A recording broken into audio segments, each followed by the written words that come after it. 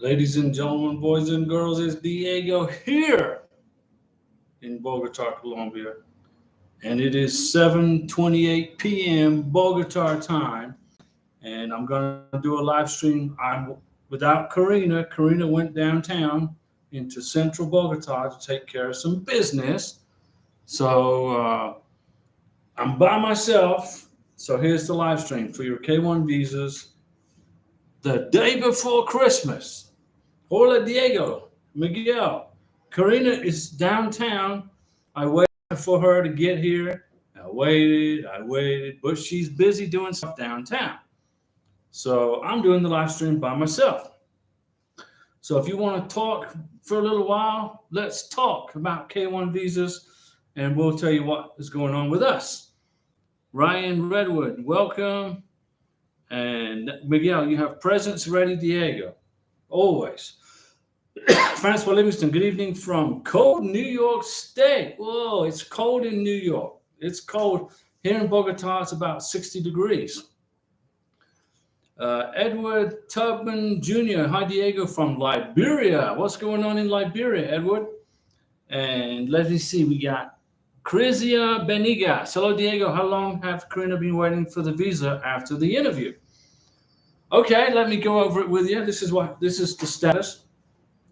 Karina had her K1 visa interview on November 16th, 2023. Then she got approved. She got the white letter approval. And then the consular officer says, "Oh, the officer said we need a Interpol police certificate." So Karina's like, "What's that? Where's that listed in the embassy list of stuff? Where's that in the K1 FTP welcome letter? Where is that in the packet 4 email? It doesn't exist. There's no such request." He said, "Well, I'm requesting it." And so Karina said, "Okay." So this was November 16th. She applied for the Interpol police certificate on November 16th, and she got it about 3.5 weeks later. Then I emailed it to the embassy in Bogota. And then we waited and waited and waited. Then we got the ready status, we got the approved, and then we got the issued. So as soon as I saw the issued status in the SEAC account, Karina and I, we went downtown Bogota, we got in line, and we picked up her passport and her packet of stuff to travel to the United States with her K1 visa inside her passport. So Karina's K1 visa is in her passport, and I looked at it, and I checked it for spelling mistakes. And so we did that. We picked up the K1 visa from the offices in Bogota. Then we came home, and now we're trying to figure out. Now we're trying to buy plane tickets to go to the United States. And I went online and I got my credit card and I paid for plane tickets to Miami from Bogota, and then Avianca wouldn't allow me the payment. So I called my bank, and they said, "We're just making sure this was you." I said, "Look, dudes, I told you in October I was going to be in Colombia and not to block my account."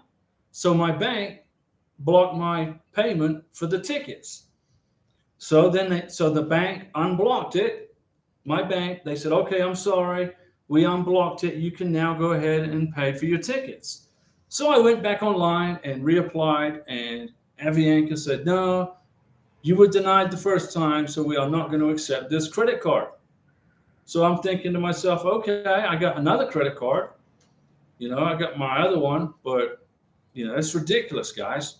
So what I'll probably do is go face to face in the offices of Avianca in Bogota after Christmas, face to face with my credit card and say, "Hey, we want to buy plane tickets." So that's what's going on. So we got our visa. I tried to buy plane tickets today, and my bank denied it because they said, they didn't recognize that the charge. I'm like, "You guys know I'm in Colombia. I told you in October. You got it in your computer notes." And they said, "Oh, yeah, you're right. We're sorry." And now Avianca won't take my credit card, I guess, online. So I guess we're going to have to go in person and buy the plane tickets. So Francois is in good evening from cold New York State. Edward Tubman, hi Diego from Liberia.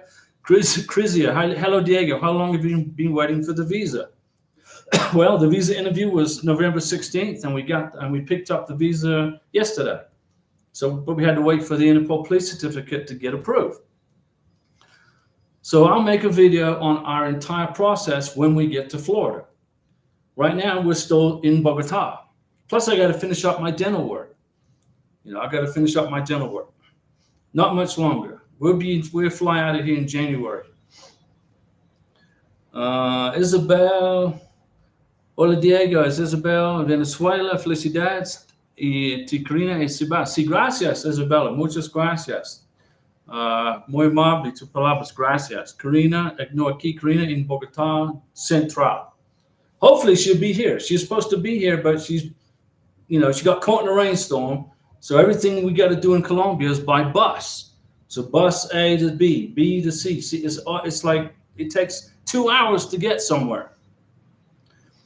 Miguel, DS160, what to answer for question about having any documentation to establish you've received vaccinations in accordance with US law?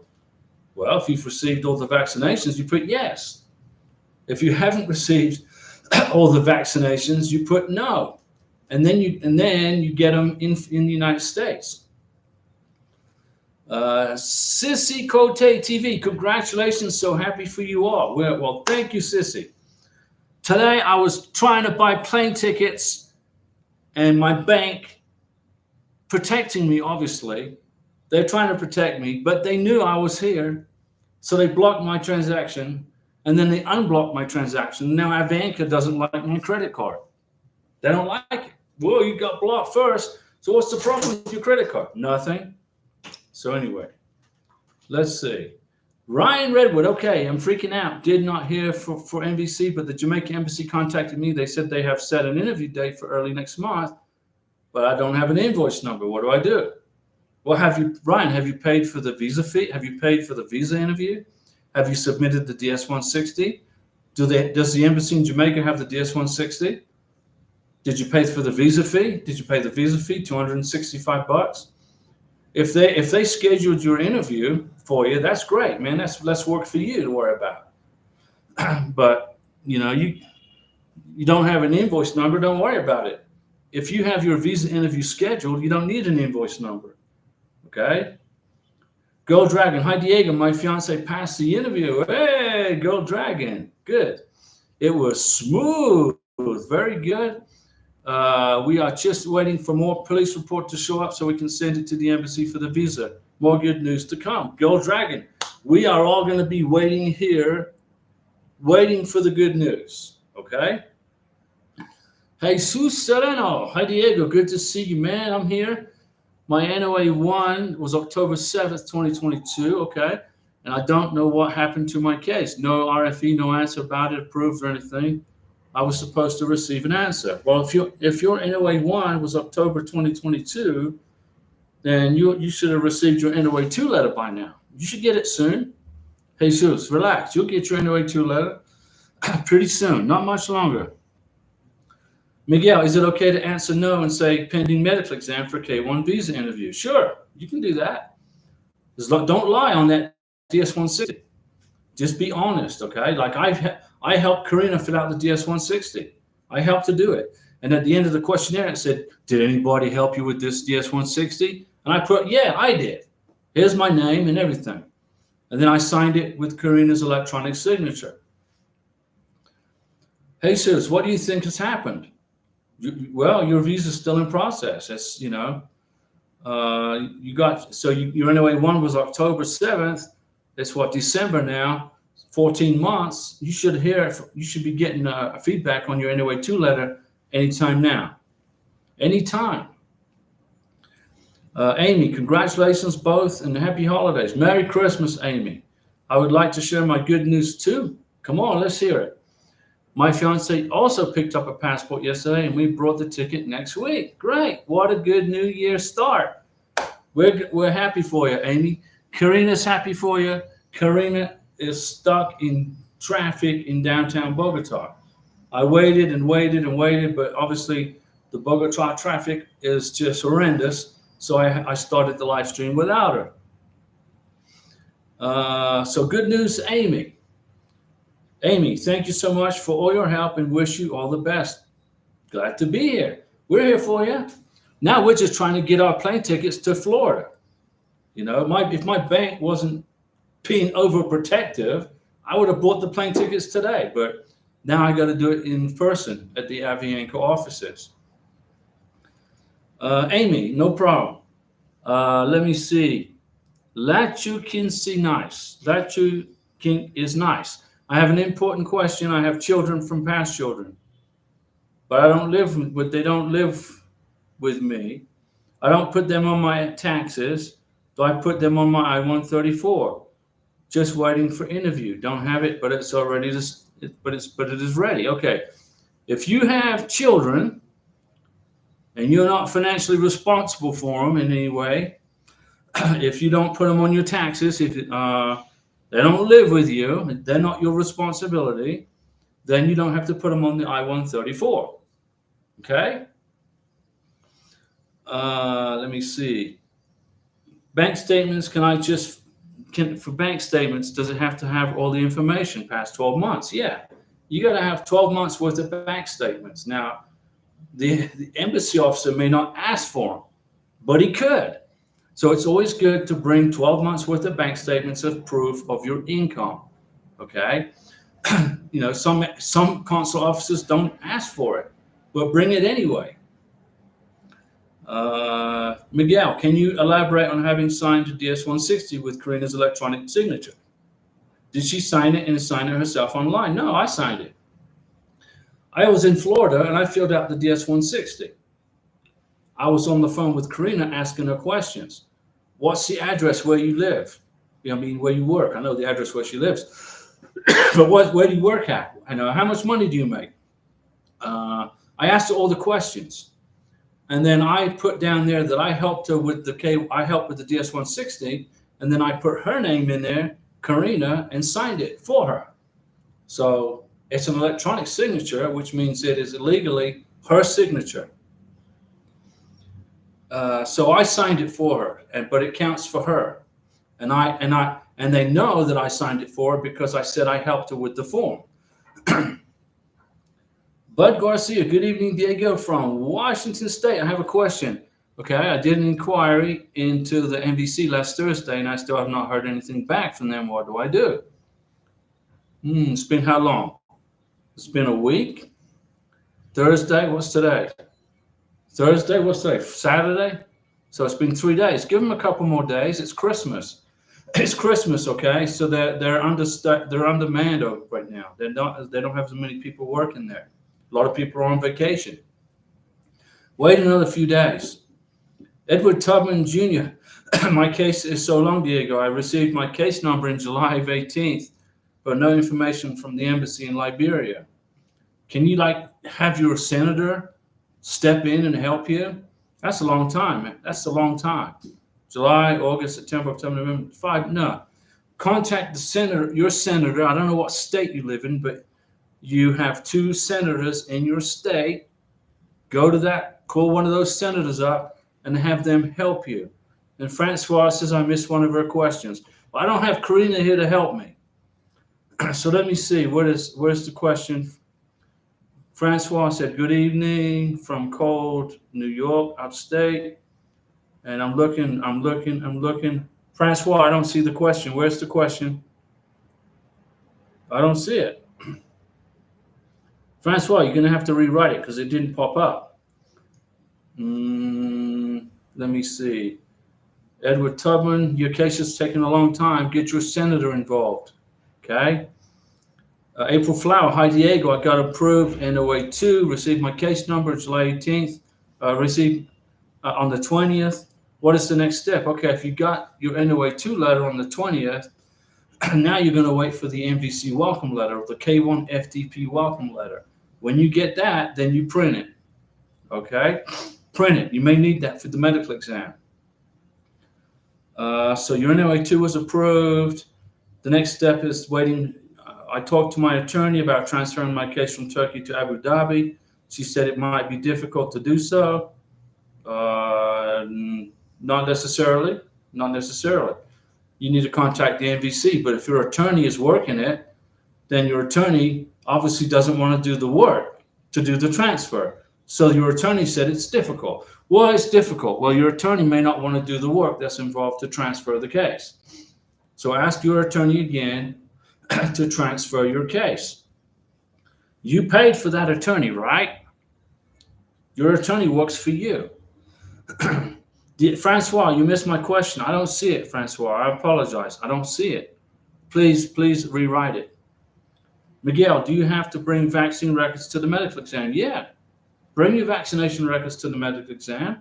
The civil surgeon will look at them and then tell you what vaccinations you are missing for your green card. Ruben Torres, hi Diego, blessings from Argentina, beautiful Argentina. We had the interview last Thursday. Very good, that's great. And how did it go? What happened? Ruben, what was the status of the interview? Miguel, Francois, I don't see the question. Miguel, I don't see it, Francois.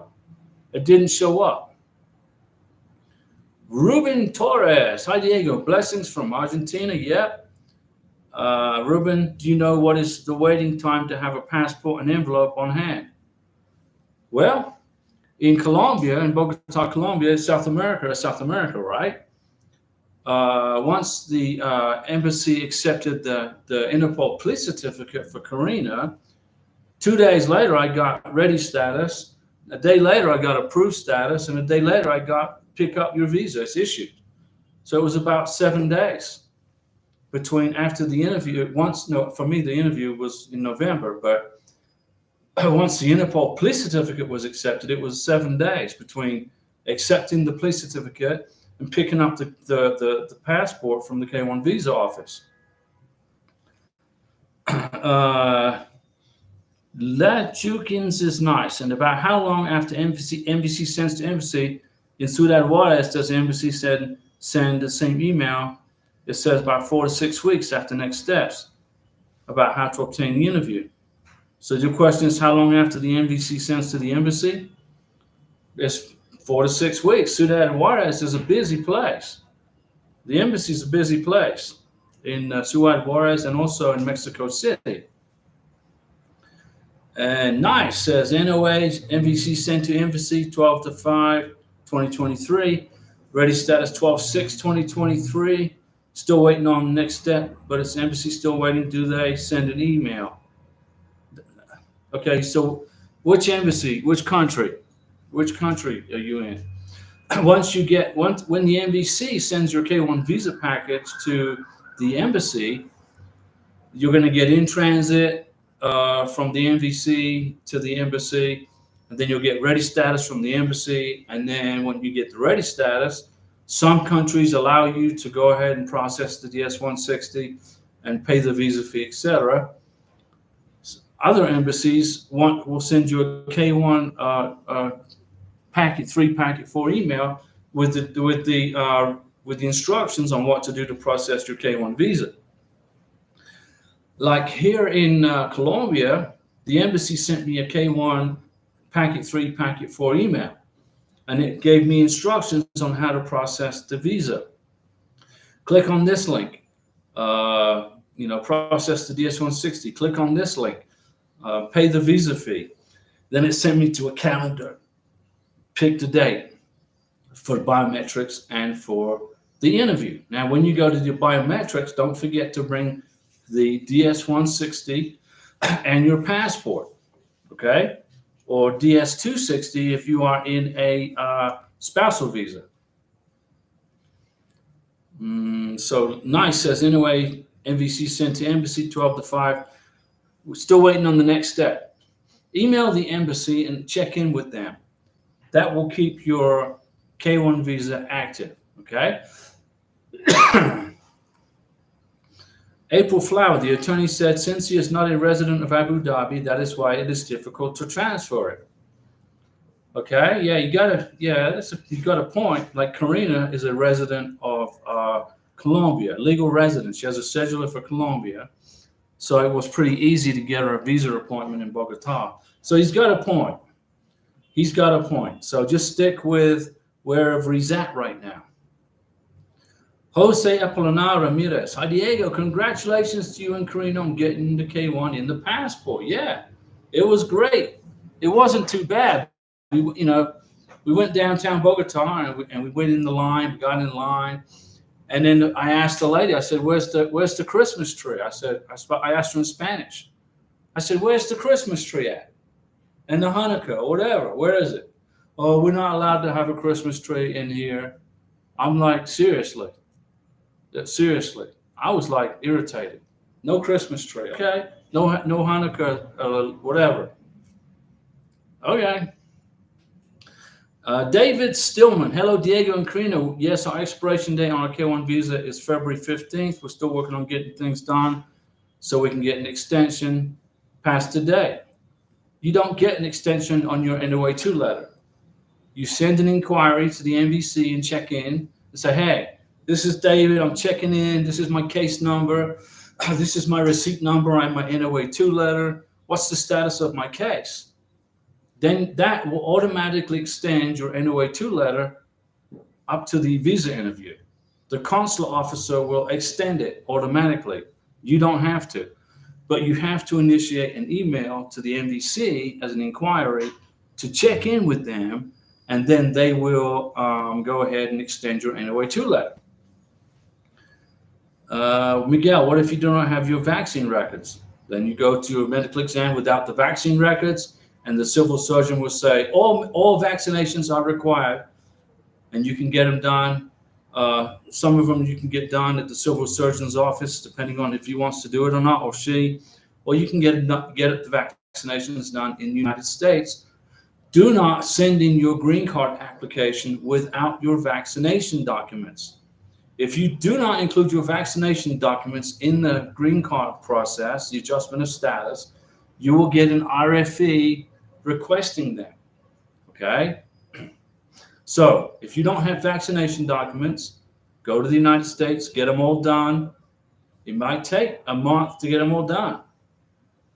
Once they're done, get it documented and then include that with your medical exam, with your adjustment of status paperwork. Let me see. So David, if just send an inquiry to the NVC, check in with them, and that will extend your NOA2 letter. Okay, Francois. I didn't get a chance to go to the courthouse this past week. Sorry to ask you again. No worries, but I am supposed to ask for a certified original copy of the divorce decree. Yes. You go to the courthouse, you walk in there and say, I need a certified copy of my divorce decree. You pay the fee, however much it is. The lady or the gentleman will print the divorce decree, stamp it, sign it and date it, and get a divorce decree for the embassy interview, which is mandatory, and get a divorce decree for the green card application. Because remember, the immigration officer is probably going to take that divorce decree and you're never going to see it again. So you need two, one for the embassy interview and one for the green card application, okay? Adolfo Sanchez. Hi, Diego. Case last updated 20th of December. Our case is ready for your interview when scheduled at the NVC. My case has been ready since December 3rd. Do you know why it updates and still showing same? Okay, Hi, Diego. Case last updated 20th of December. Your case is ready for your interview when scheduled at the NVC. So are you in a K1 visa or a spousal visa? Because if the NVC is going to schedule your interview, then it sounds like you're on a spousal visa. So then it's at the mercy of the embassy. When does the embassy get freed up? When do they have time to schedule the interview? So what country? Is it a spousal visa or a K1? Nice says, I think you're right, waiting on that email with the instructions, because without it, you can't proceed to set up the interview. You're right. There you go.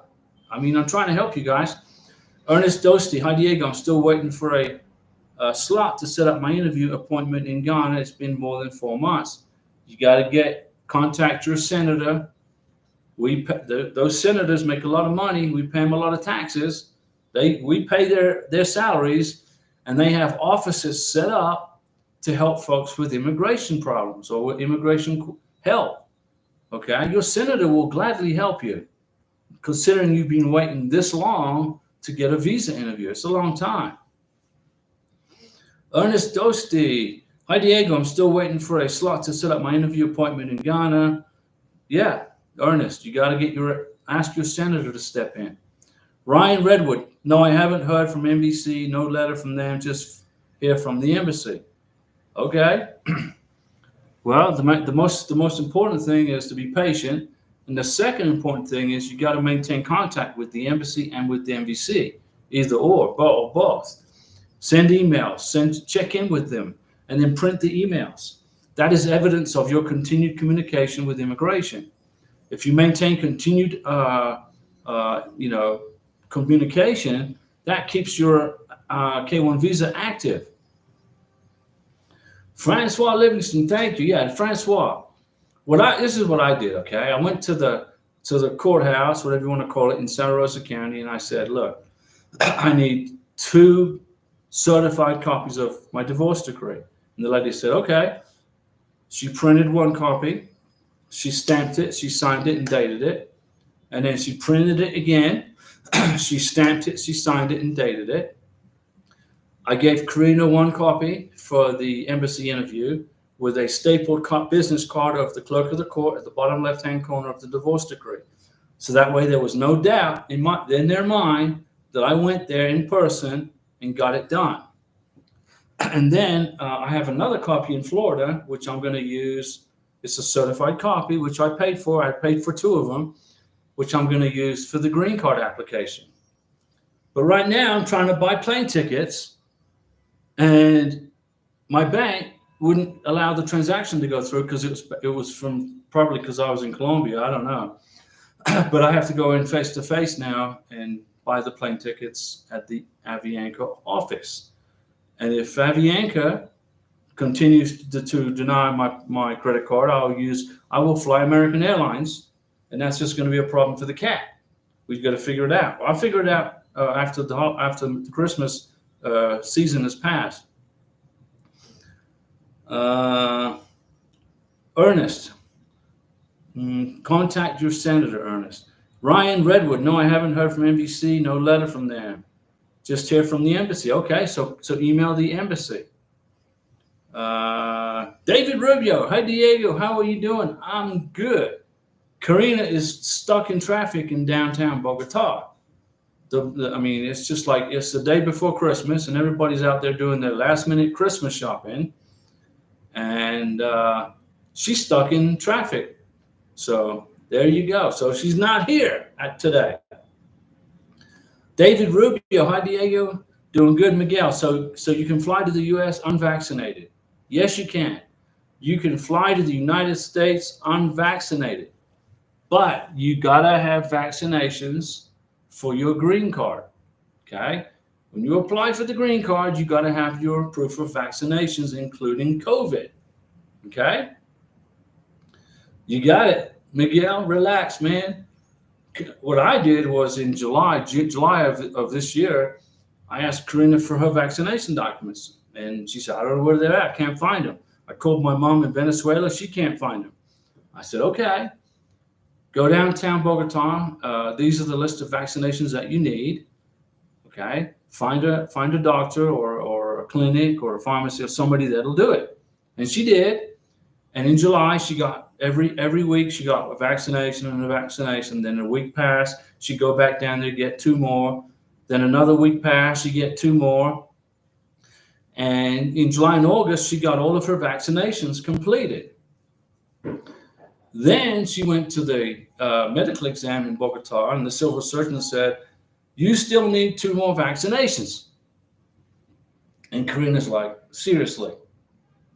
And the doctor said, well, you can get them here in Bogotá, right here in my clinic, or you can get them in the United States. I gave Karina my credit card. I said, go ahead and get them done. Go ahead and get it done here. And that way we don't have to worry about it. So when I apply for Karina's green card in Florida, I've already got all the vaccinations done. All I got to do is repeat the medical exam, which I'm going to do with the doctor in Pensacola, and then file for her green card. Right now, I'm trying to buy plane tickets. It's insane. You know, I called my bank. I said, hey, you blocked my transaction for buying plane tickets. Why'd you do that? Well, we had to verify it was you. I said, you knew I was here in Colombia. And now Avianca won't take my credit card because my bank blocked it. Well, my bank unblocked it. They said, you can use it now. Okay, great. But Avianca is like, oh, you know, it didn't work the first time. You need to find another way of payment, which is insane. So I'm going to go face to face with Avianca, or have to go face to face, and probably they need to see my credit card in their hand. But it's no big deal. Miguel, that's a lot of vaccines. Yeah, you got to get vaccinated for mumps, rubella. I mean, there's a whole list of them. Diphtheria. And some names I can't even pronounce. Miguel, sorry to hear the credit card mess. Yeah, in October, I called my bank and said, look, guys, I'm going to be in Colombia probably for 3 months finishing up this visa. So they wrote in their computer, I will be in Colombia for the 3 months. And then they sent me an email saying, thank you for notifying us of your travel itinerary. Your credit card is good.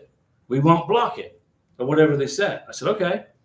So I've been getting my dental work done. I've been buying food. I've been taking Karina out. And then I buy the plane tickets and it gets blocked. And I'm like, I called my bank. What the heck? Well, we want to make sure it's you. You know it's me. And now Avianca Airlines, they're kind of like leery about my credit card. It's crazy. Ryan Redwood, the divorce decree should be original. The divorce decree has to be a certified original copy, not the original. The original divorce decree is in a computer in a government office. So you can't get the original divorce decree. It's in a computer in a government office somewhere. You go in, you ask for a certified copy of the original divorce decree. They will print it. Then you pay for it, or you pay for it, then they print it, then they stamp it, and they sign it and date it. And that is the document that you use. Miguel, what evidence is needed for wedding plans? Okay, this is what I have. This is the evidence I had for wedding plans for Karina and I. Captain Bill, okay, he's our wedding officiant. He's the person who is going to officiate our wedding on the beach. I sent him an email. I said, hey, this is, Diego. I'm in Florida, fixing to go to Colombia. Will you be our wedding officiant, please? He emailed me back, and he said, oh, I'll be glad to. I emailed him, and I printed that email. I then emailed him again, and I said, is it okay for you? We get married on Navarre Beach. Do you have a specific presentation that you have? And he emailed me back and said, no problem. We can get married. I'll marry you on Navarre Beach, and this is the process, etc. I printed that email. I emailed the courthouse in Santa Rosa County. I said, I want to get married. What's the process? I know the process, but I wanted evidence of wedding plans. The courthouse, the clerk of the court emailed me back and said, okay, you can apply for the marriage certificate or the marriage license online. And then you got to wait 3 days, and then you can get married anywhere in Florida. Now, Florida has got like 67 counties. So the wedding license will be good in the whole state of Florida. I printed that email. Then I emailed Captain Bill again, and I said, hey, I'm in Bogotá, Colombia. I don't know how much longer it's going to be. We're in this K-1 visa process. We're just waiting on the adjudication. And he wrote back and said, whenever you're ready, I'm ready here in Florida waiting. I printed that email. So I had about 7, 8, 9 emails between Captain Bill and I and the courthouse in Florida with information of wedding plans. Now, you cannot set a date until you get the K-1 visa in your passport and you get to the United States.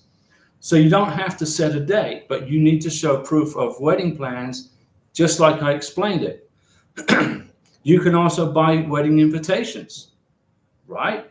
Buy some wedding invitations, print the credit card receipt that shows you have wedding invitations,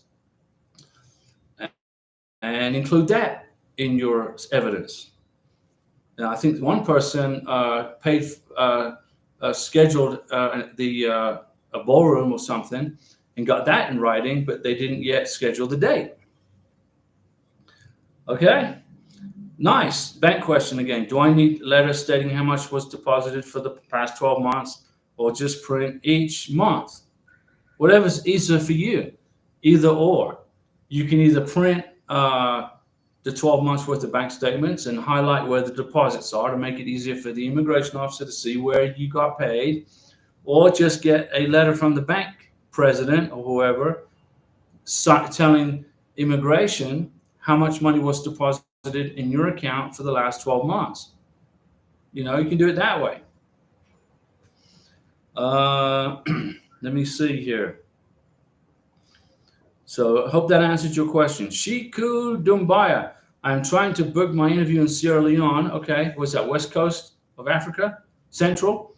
I've been checking all week. I finally find a date, but it's too short for me. It was the 27th of December. I'm still in Germany. 3 days is too short for me. Well, if you're in Germany, I mean, how long does it take to fly from Germany to Sierra Leone? I mean, how long? Plus, you got to get a medical exam, right, in Sierra Leone. So, you know, look for another date if you want to. Nice. For mortgage, can appraisal and mortgage statement was sufficient to use for I-134?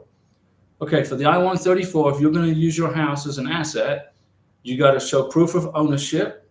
You can do that with the property appraiser's office. You got to show the value, the proof of the value of the house. You can do that by going to Zillow.com or those other websites, which gives you a printout of the value of your house. And then you got to show how much money you owe on the house, and then the equity is what's the difference. So if you got a $400,000 house, you printed the Zillow proof of value. You printed the property appraiser's report showing your name as the owner of the property, and then you got the bank mortgage that says it's a $400,000 house. You owe $200,000 on it. So your equity is $200,000. That's what they're looking for. Is the equity in your property, not the value of the property, unless you own your property outright. If you paid cash for your house, you don't owe any money on it, then that's the equity. K Messenger, hello Diego, greetings from Mexico, from that town I can't pronounce, right? I can't pronounce the name of that town. Miguel, is it okay to set a date, Diego? You can set a wedding date. You can, sure, but it could be changed. You may have to change it if the visa process gets slower. You may have to change the date, but you can set a date. K Messenger, when do you plan your traveling back? Well, today I tried to buy plane tickets to Florida with Avianca using my credit card. I paid for the tickets and then it got blocked.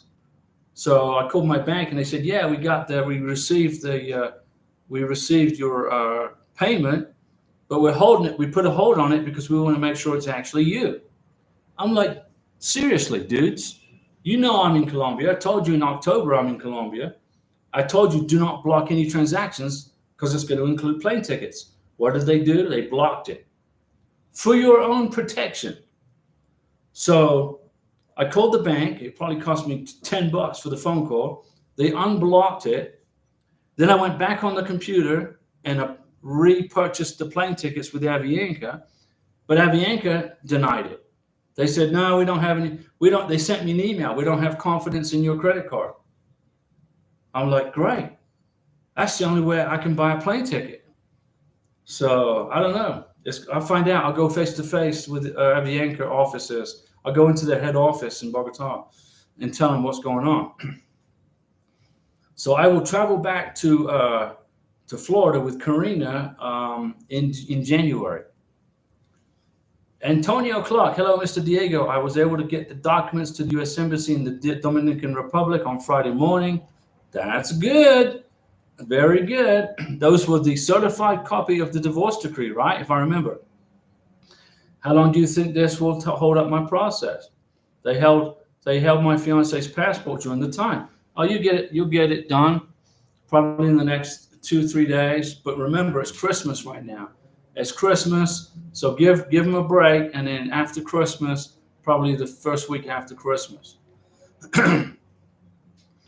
The Venus. I like the name, the Venus.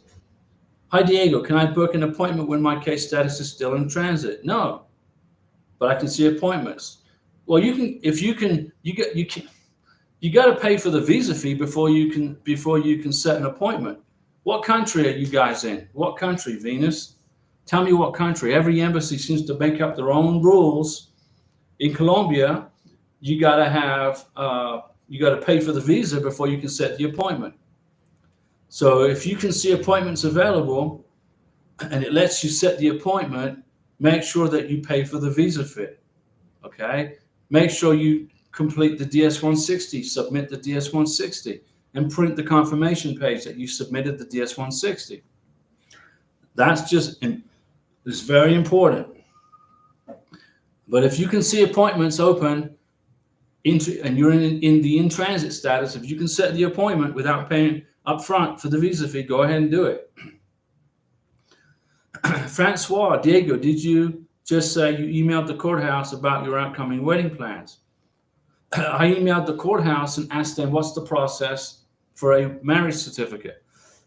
I already know the process. I know what it is. You fill out the paperwork, you pay the fee, and you submit it. But I needed evidence. Immigration do not take my word for stuff. Okay, they do not take my word for anything. So you got to email. You got to email, and print the emails. Okay. So yes, Francois. I emailed the courthouse in Santa Rosa County and I said, what's the process to get married? And they emailed me back and said, you got to do this, this, this, and this. I printed those emails. I already knew the process. I don't need to email this Santa Rosa County courthouse and ask for the process. I know what it is. But me telling the embassy officer, Karina's telling the immigration officer, well, yeah, I know. We're getting married. We made contact with the courthouse in Santa Rosa County. Okay, where's the evidence? How do you prove that? An email trail, right? Denise Jefferson. Hello, Diego. Congrats to you and Karina for another great milestone. Yeah, we picked up Karina's passport yesterday in Bogotá. It took about 2 days to get it processed from ready to approved to issued. It's like 2 days. We went downtown Bogotá. We picked up her passport. We got in line. I asked, where's the Christmas tree at? And, no Christmas tree. Okay, whatever. And then we got a big packet like this. It's back here. Do you want to see the big packet? If you want, I can step in there and show you the big packet of stuff that she has. But thank you, Denise. Now, Denise, we got to get you, your husband, to be in the United States from Nigeria. Let me see. K Messenger. That's really crazy. Yeah. I've been using my credit card in Colombia for the last 2 years. Never had a problem until today. I'm like seriously. I got another credit card. I got 2 credit cards. One is a backup, but I'm kind of leery to use it because if that one gets blocked, I'm stuck in Colombia with Karina. We're going to be walking through Panama, up through Honduras with our passports. Denise Jefferson, with regards to the I-134, are you suggesting that if you have equity in your home that meets the poverty level, you don't necessarily have to have any income? No, they will not accept they won't accept the house. They won't accept the house as the sole thing. You got to have income. You got to have income, Denise. But if your income isn't quite there, if you're not quite there, you can use your house as supplementary, not as be all end all. Francois Livingston, look at you. Thank you, Francois, for that super chat. We're going to be, I got to be able to buy plane tickets to get out of here. My credit card was blocked by Avianca, and we're flying Avianca because we're bringing our cat. American Airlines won't take our cat. Avianca will. So it looks like I'm going to have to do a face-to-face with them and do it in person and pay the huge commission that we have if you do a face-to-face plane ticket purchase. It's insane. But thank you, Francois. Thank you. Best wishes. No problem, Francois. Now, Francois Livingstone, she can speak 3 languages, guys, ladies and gentlemen. She speaks 3 languages. I have trouble with Spanish. I have trouble with English. So, Denise, on the I-134, you cannot just use your property as income. It won't pass muster. You can use it as supplemental.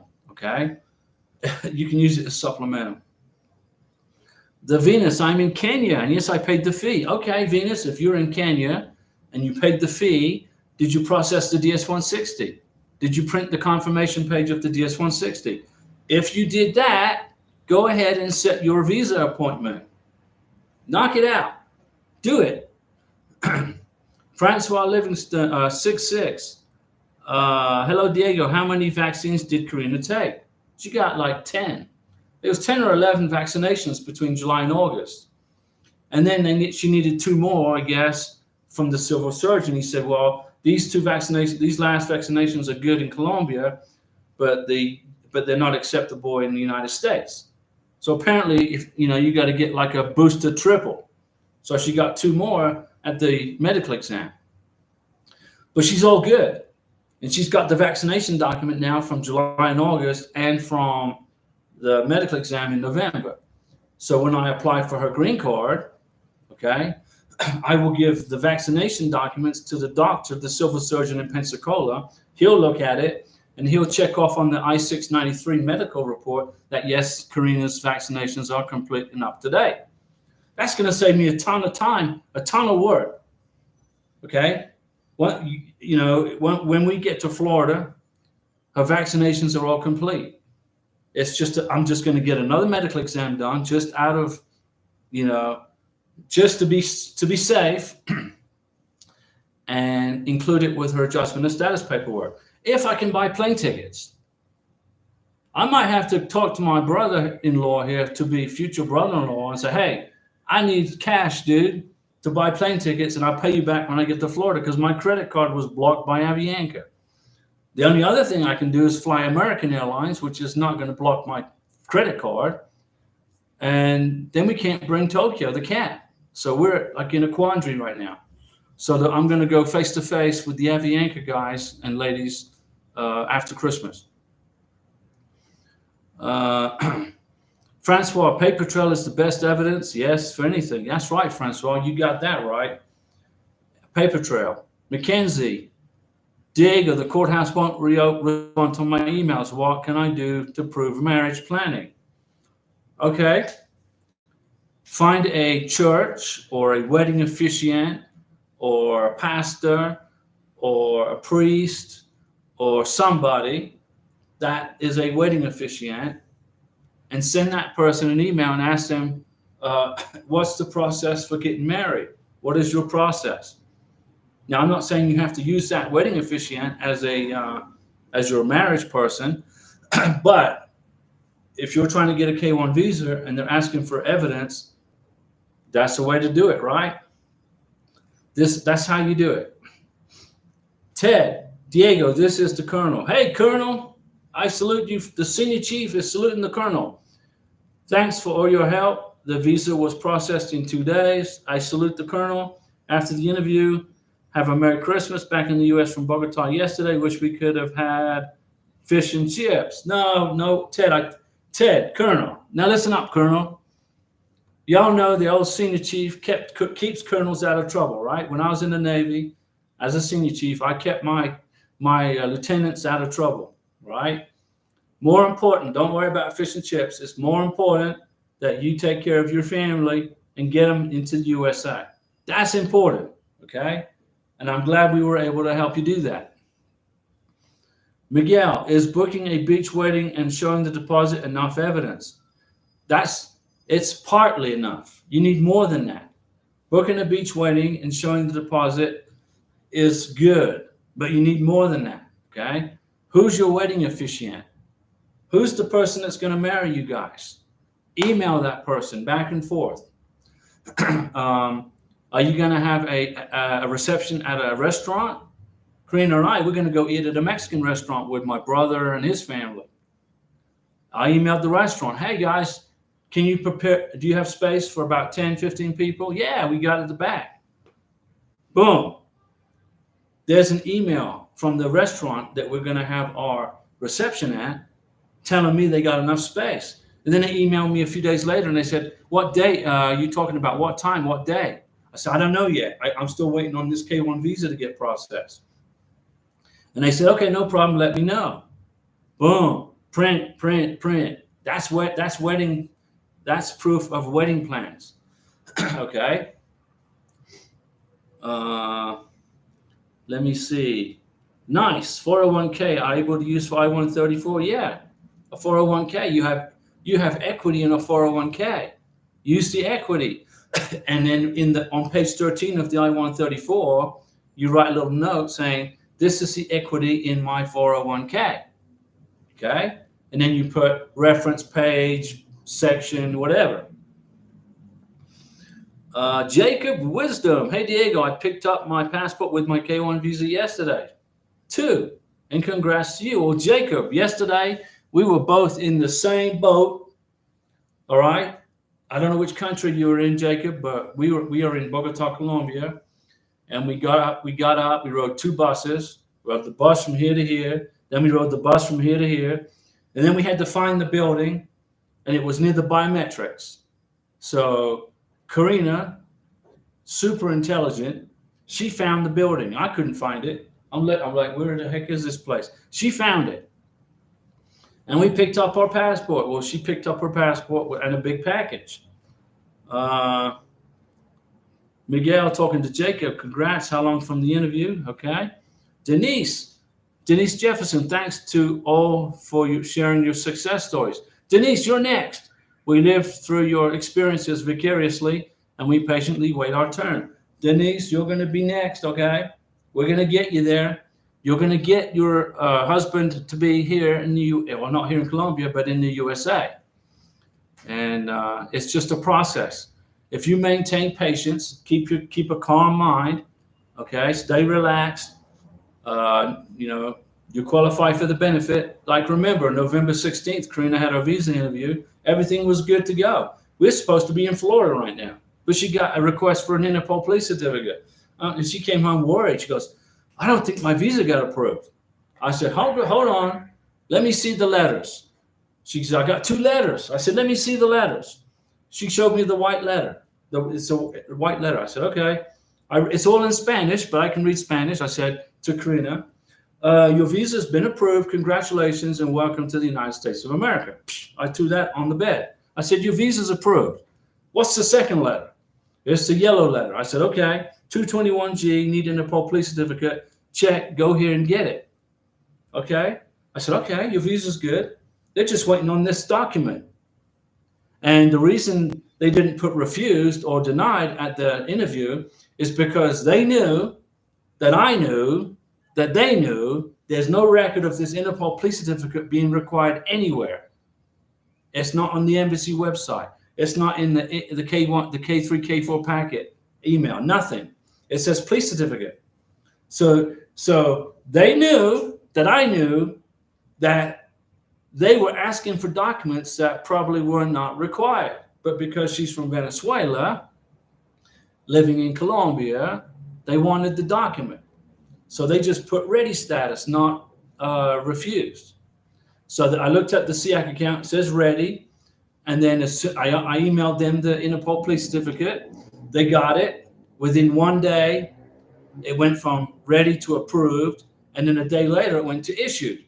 Boom, boom, boom. And then we went downtown and picked it up.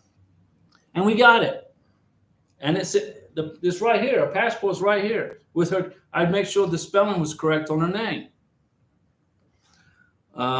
So Denise, we want to see you get your future husband into the USA. Miguel, I will email wedding officiant too. There you go.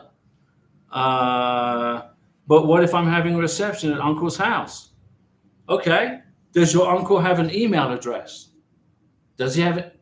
Email your uncle and say, hey, uncle, hey, tío, ¿cómo estás, tío? ¿Cuál es tu día? ¿Qué más? Email your tío, your uncle, and say, hey, Is it okay if we have our reception at your house? Okay. And do you have room for these many people? And then your uncle already knows that you're sending him the email because you're going to call him ahead of time and say, hey, uncle, I'm going to send you an email asking your permission to use your house. Your uncle's going to go, okay, no problem. Your uncle will reply back to you, sure, I got space for this many people. There you go. That's evidence that you're going to have a wedding reception at your uncle's house. But your uncle's got to have an email account. Print the email. Okay? Let me see. I don't want to miss anybody's questions. So, Miguel, go ahead and email your uncle. Email your Tio. Okay? Nice. Just waiting patiently. Yeah, you got to be patient during this process, okay? But I already emailed Ciudad Juarez as to what's next, and case is ready. Just waiting. Keep those emails. The emails are proof, okay, of your continued processing of this visa, and your NOA-2 letter will maintain, will be automatically extended past the 4-month window. Remember, my NOA-2 letter expired in expired in September of 2023. I didn't get Karina her visa interview till November 16th, 2023. So I'm emailing the NVC. I checked in with the NVC. Hey, I'm checking in. Boom. They emailed me back. Here's your case number. Here's your invoice number. Then our NOA-2 letter was automatically extended up to the visa interview. Okay. So be proactive. Nice. That's good. Harum Beats. Hello, Diego. I wish you're doing fine. Just got my visa from Algeria. Algeria. Very good. We had somebody, we had a friend, Hakur, I think his name was, from Algeria. He got his K1 visa approved. He followed the channel for a year, and we got him through the process completely. And now he's in Albuquerque, New Mexico. Married to his beautiful wife, his American citizen wife. Harum Beats, thank you for your help. No problem. So that's 2 people that this is your channel, guys. So this channel has helped 2 people from Algeria get their K1 visas. That's good news. Denise Jefferson, Diego, do you get an email welcome letter from the NVC when the USCIS sends the package, or when the NVC receives? Okay, you get the email from the NVC when the NVC receive it. When the NVC get your K1 visa package, which shouldn't be much longer for you now, you should be getting close to that window of time, you'll get the welcome letter, the K1 FTP welcome letter from the NVC.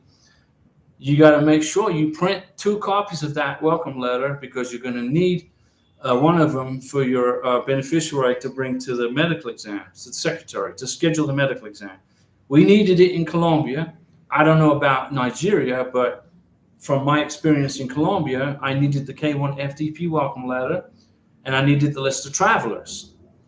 Karina went to schedule her medical exam when I was in Florida, and they said, where's the K1F, where's your welcome letter from the NVC? Where's your list of travelers? So Karina's like, what the heck is that? So the lady brought up her computer screen, and Karina took a picture of the K1 FTP letter. That was an example. She sent it to me in WhatsApp. I looked at it, and I said, oh, okay, I know where that's at. And I printed it. I emailed it to Karina. And then I was another one, was the list of travelers. And I sent that to Karina in her WhatsApp account. She went down the street here and got them printed. Then she went back to the doctor's office in person and said, here's the K1 FTP welcome letter. Here's the list of travelers. Can I please schedule my medical exam? And the secretary said, okay, you're good. And they scheduled it. And that's for Colombia. I don't know how it is in Nigeria, but I'm thinking the process could be close to the same. What's the list of travelers, Miguel? That's an email. I got an email when I got the NVC welcome letter that included an email that was list of travelers. It had Karina's full name, her case number on there. It was an email. the medical doctor, the secretary in Bogotá, Colombia, would not schedule Karina's medical exam in Bogotá without that email showing the list of travelers. Okay? Plus, they needed the MVC welcome letter, the K1 FTP welcome letter. Now, I don't know if that applies to Nigeria for Denise or to Dominican Republic. I don't know. But it applied to me in Colombia and to Karina. So my advice is to get it printed too for you guys, just in case they ask for it for the medical. So I'm just going by experience here. And do you guys want to see the packet? The packet that the immigration officer gave her when she picked up her K1 visa. If you want to see it, I'll show it to you. Okay, guys, look, I'm in a different. Okay, Denise, you want to see the packet? Okay, 1 second. I'm going to be 1 second. Okay, hold on, guys.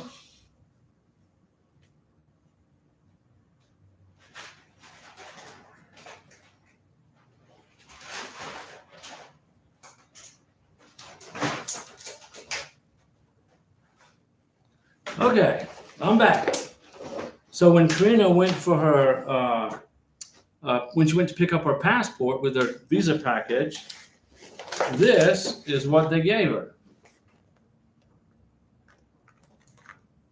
Now, you can see that they're sealed, right? The envelopes are taped up, right? Totally taped up. Don't open this package. You bring this package with you on the plane, okay? Look how it's sealed, guys. Okay? You put that as on the plane with you, and you give this package to the Border Patrol officer when you enter the United States. You're going to go in, you're going to go through immigration with your sponsor, if your sponsor accompanies you, and go through the U.S. citizenship line. And then this package you will give to the Border Patrol officer. He or she is the person who will open it, not you. So don't be nosy. Don't like this right here. You know, I'd love to open this up and see what's inside it, but you can't. If you open up the package, then the K1 visa is invalidated. Okay? K Messenger, thank you for sharing. No, it's no problem. Look at it. That's like, you know. Do you see how it's taped up and rubber banded and all that? That's security for you. Okay? So that's what it looks like. And then I gave Karina, yeah, it's heavy. It's heavy. It weighs probably about, I would say it weighs about 12 pounds, 10 pounds. Let me see. Miguel, how many days from visa approval to passport in hand? Well, it was, let me see, it was 4 days for us. 4 days. K Messenger, all that you have to take when you go to the USA. Yeah. You got to bring this with you to the United States. That package of stuff I just showed you guys, you got to bring it with you on the plane and give it to the Border Patrol officer. The Border Patrol officer will open it and then issue you your permission slip to enter the United States. Janice, wow, so keep that in your carry-on. Do not put it in your checked package. Checked luggage. No, Denise, that's absolutely right. This package right here will be in carry-on, in Karina's carry-on. Do not check it into your suitcase. What if Karina, her suitcase ends up in Peru, and we're in Miami, and her immigration documents are in Peru? That's a big problem, right? So you carry these documents in your carry-on. Let me see. Miguel, where is Karina's passport? Did it come in the package? No. They handed her passport like this. Here's your passport. Do you want to see her passport? Hold on a second. I'll be right back again. Hold on, guys. Be patient. Chat amongst yourself. 1 second.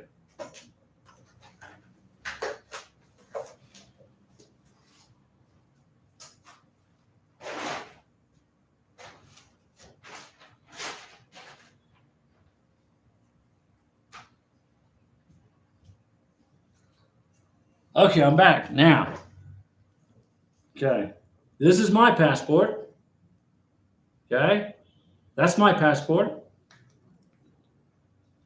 And this is Karina's passport. You see it? Okay, that's how it works. The passports were given to Karina. Her passport was handed to her, and she said, "Thank you very much." She gave it to me. I opened up her passport. I looked for the K1 visa. I made sure her name was spelled correctly. I made sure it included her receipt number was in there, was correctly put in there. Her date of birth was put in properly, and everything's good. That's how it works. And then I told Karina, don't forget the packet. And then she said, hey, where's my packet of stuff? They reached under the desk and they brought up this big stack of stuff in yellow manila envelopes and gave it to Karina. And then we went to there was a little, like a little grocery store next to where the near the place where we picked up her passport. She bought a bag to put these documents in. Because we're traveling on a bus, Transmillennials. We're traveling on a bus. And we bought a bag and put it in the bag. So Miguel, the passport was handed to Karina like this. Here's your passport. Okay, that's how that works. Let me see. So Denise is a good point. Makes a good point. Don't put those yellow envelopes into your checked luggage. You will have a big problem if the bags get lost. Let me see. K Messenger, did you receive that back from the government official? Yeah. There's a big American seal on the wall, like a big American seal. Boom. And Denise Jefferson, Denise, I'm telling you, Denise just sent another fantastic super chat. This is going to be a great month for Karina to eat good, thanks to Denise and our friends with the super chats, like Francois. Denise Jefferson says, the information shared on this channel is worth its weight in gold. Well, thanks, Denise. We thank you and Karina for all your help. Hey, Denise, it's no problem. I'm here by myself right now. Karina's in downtown Bogotá. She got stuck in traffic. Trying to get from here to somewhere takes at least 2 buses. And today is going to be a busy day. Everybody's out shopping. But Denise, thank you for that super chat. We appreciate you. And if guys, if you just hang out on the channel, this is your channel, okay? If you hang out on the channel, you're going to learn stuff every day, new things. You're going to learn new things every day. That's going to save you from getting a massive headache. If something, I'm going to save you from a headache. And wow, La Chuk is nice. Sent a super chat. Thank you. With the number 1 on it. Well, you guys are number 1. Okay, you're the number 1, folks. Okay. I'm just here kind of as a helper. I've been through this K1 visa process twice. Most of you guys know that already. And a spousal visa. So I got gray hairs from immigration, okay? But I didn't become a victim. I was a victor. And now Karina has her passport to enter the United States legally. And it took close to 2 years.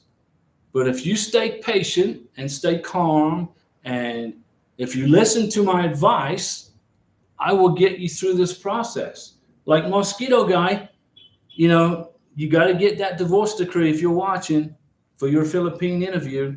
Bring it, have your certified divorce decree, have your beneficiary have it.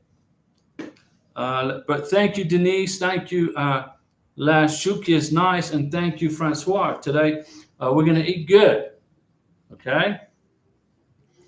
Now, let me see here. I got to make sure I don't miss anybody's questions. I need Karina here because she does the computer for me, and I can't figure it out.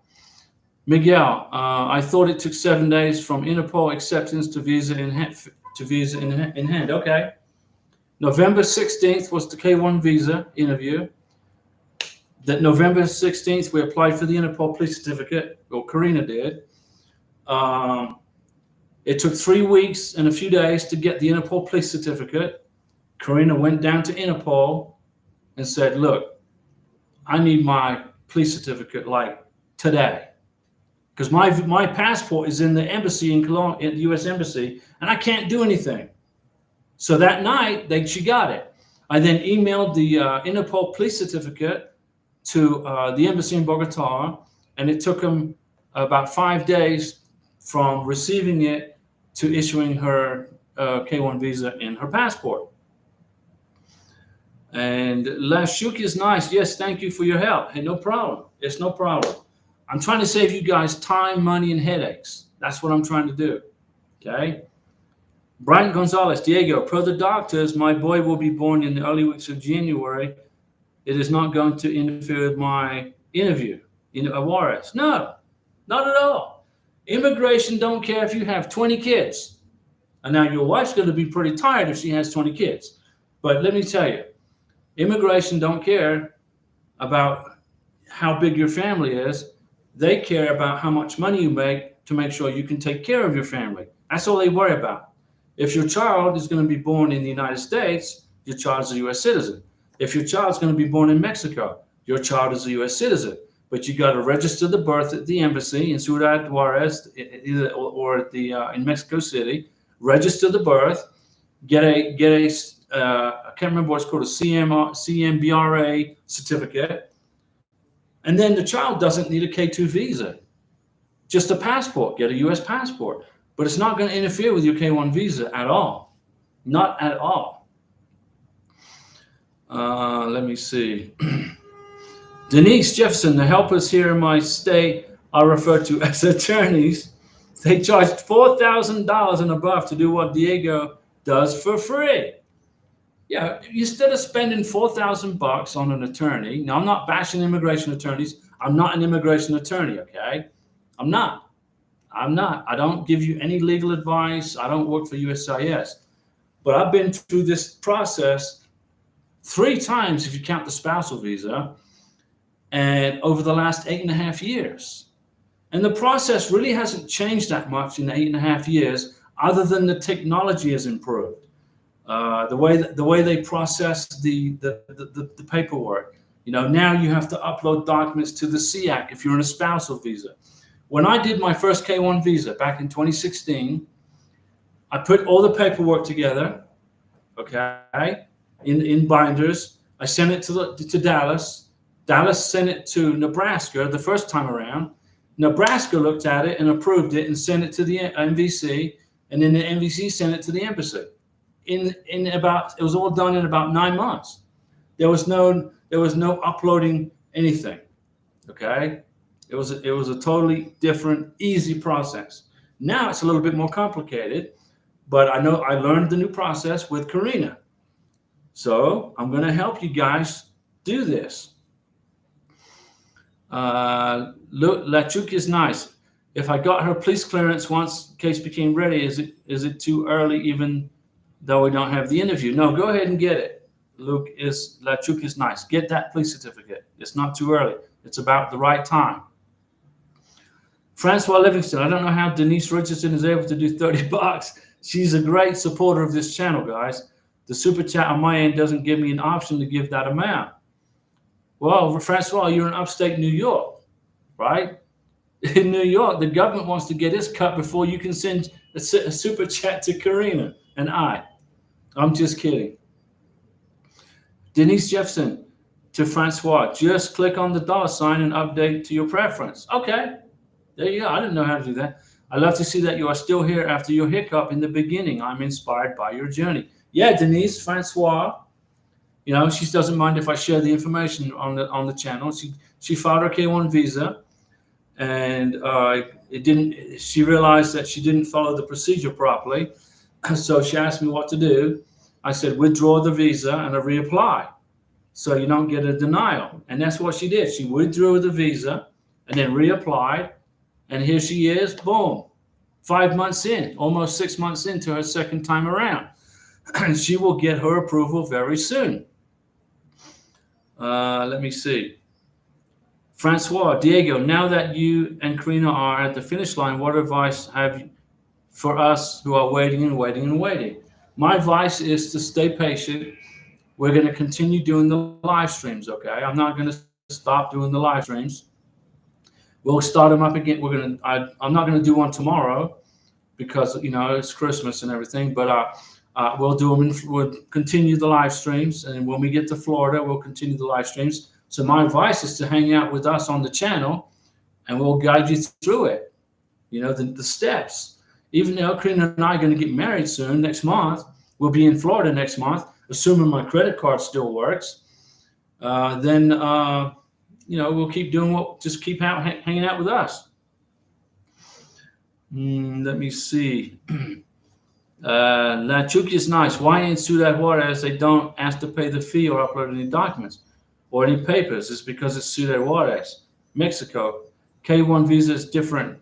Okay, the K1 visa processing in Mexico is different from Colombia. It's different from India. To our friends in India, we love you guys. To our friends in the Philippines, we love you guys. And I'm surprised that every embassy, they do their own thing. The ambassadors basically control their embassies.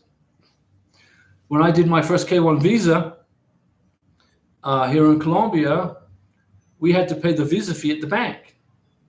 Okay, she had to go to the bank, pay it in person, and get a receipt.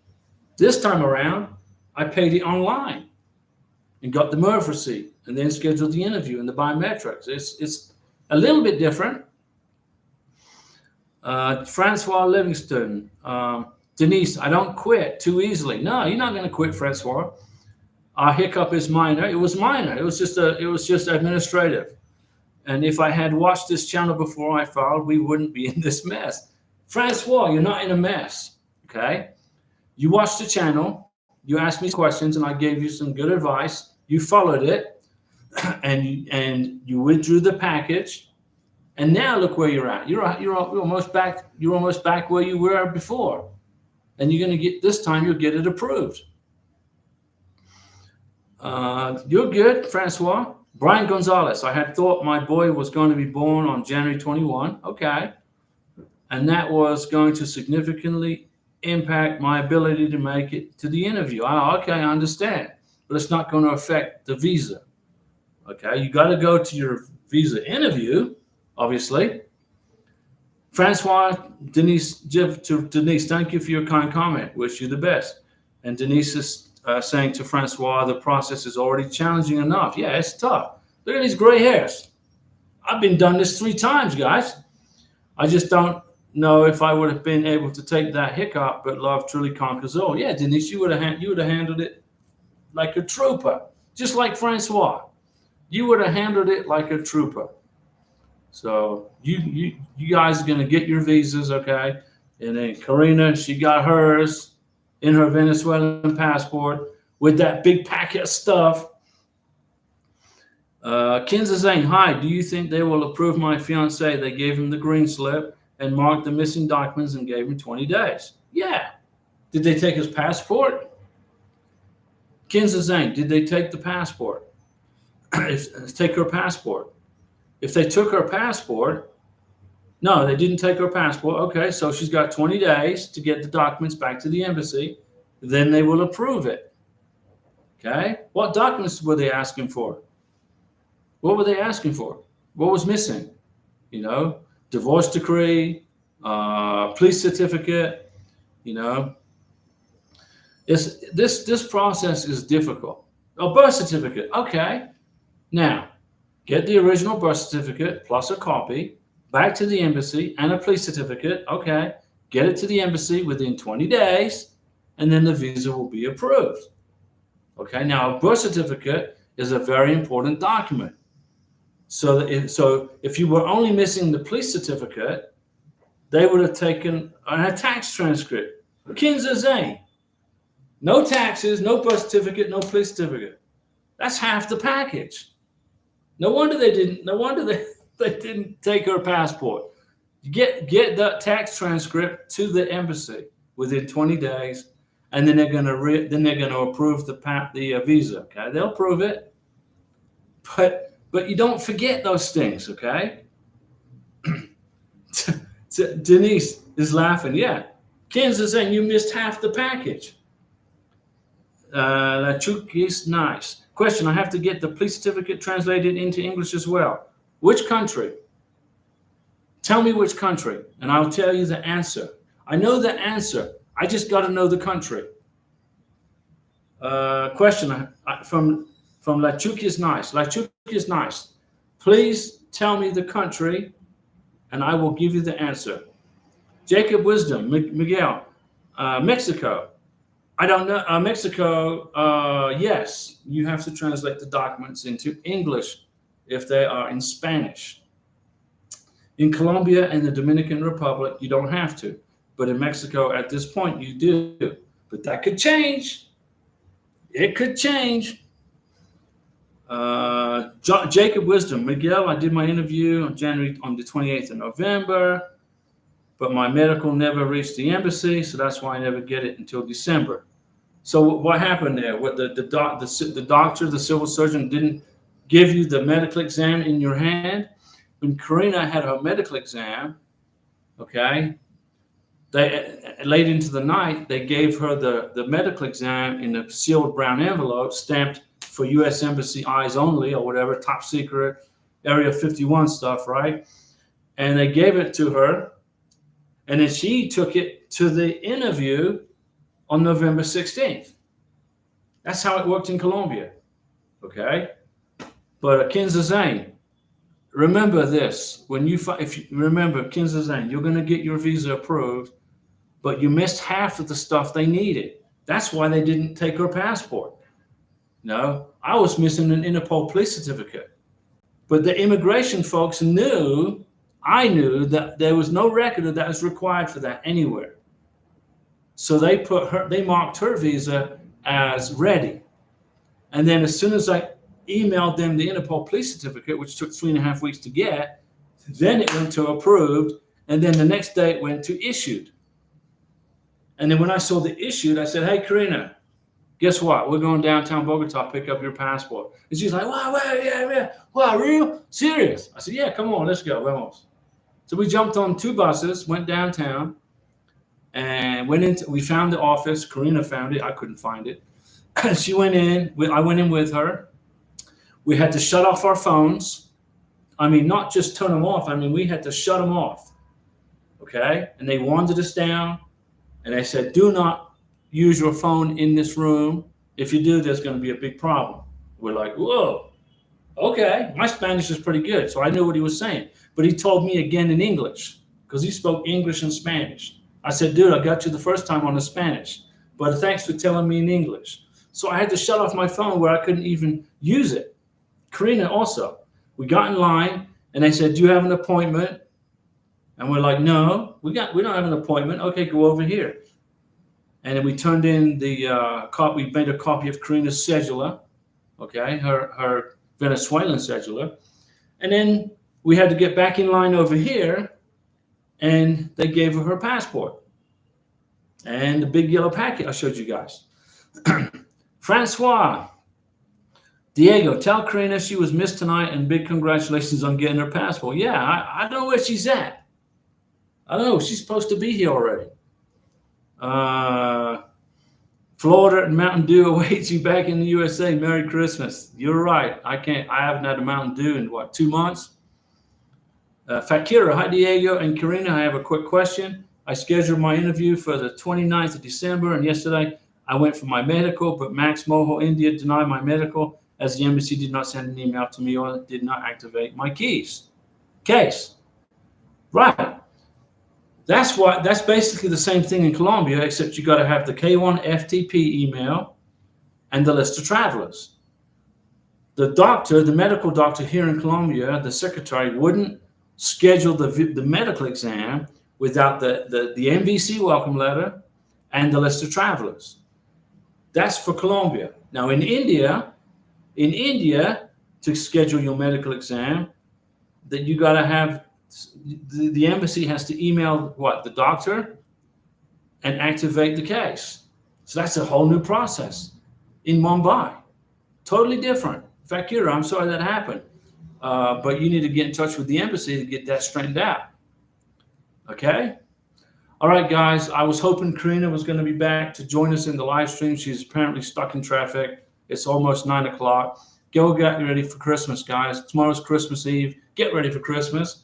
Have a Merry Christmas. I'm going to log out. Thanks for the super chats. Thank you so much, Denise, Francois, Mr. Nice, Lacucia's Nice. Thank you. Tomorrow, I got a video that's going to pop up tonight around midnight for you guys.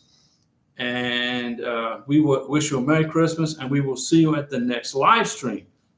Be patient during this process. Enjoy your free time off with your families. I know some of you may be separated from your loved ones, and that sucks. But next Christmas, you guys are going to be together, right? Okay, guys, we'll see you soon, okay?